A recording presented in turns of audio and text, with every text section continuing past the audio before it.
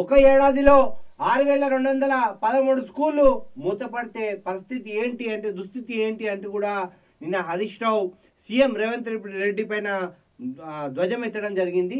అదే రేవంత్ సర్కార్పై హరీష్ రావు ఆగ్రహం.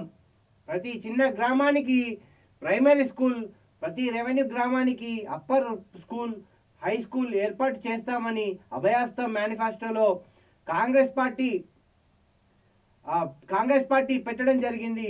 బీఆర్ఎస్ నేత హరీష్ రావు అన్నారు, అధికారంలో వచ్చిన సంవత్సరానికి కాకముందే 0 స్కూల్స్ పేరిట 1899 స్కూళ్ళు 10 మంది లోపు. సో అది పరిస్థితి. స్కూళ్ళు వాస్తవానికి గవర్నమెంట్ స్కూల్స్ అన్నీ కూడా తక్కువ చేసేసారు. 50 మంది 20 మంది ఉంటే అన్ని స్కూల్స్ తీసేసి దాదాపు 6,000 పైచిలకు స్కూల్స్ వాస్తవానికి మూసివేయడం జరిగింది ప్రభుత్వం.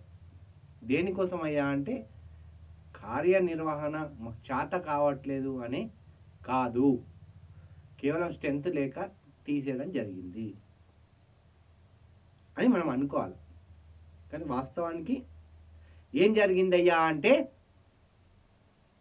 డబ్బులు లేక, టీచర్స్ సరిగా లేక, పిల్లలు రాక, పిల్లలు ప్రైవేట్ స్కూళ్ళు ఒగ్గు చూపి ఆ స్కూళ్ళు మూతపడ్డట్టు చేసిన ప్రభుత్వాలు. అటు బీఆర్ఎస్ ప్రభుత్వం చేసింది, ఇప్పుడు కాంగ్రెస్ ప్రభుత్వం చేస్తాం. దానికి ఒకరు మంచోళ్ళు, ఒక చెడ్డోళ్ళు అన్నట్టు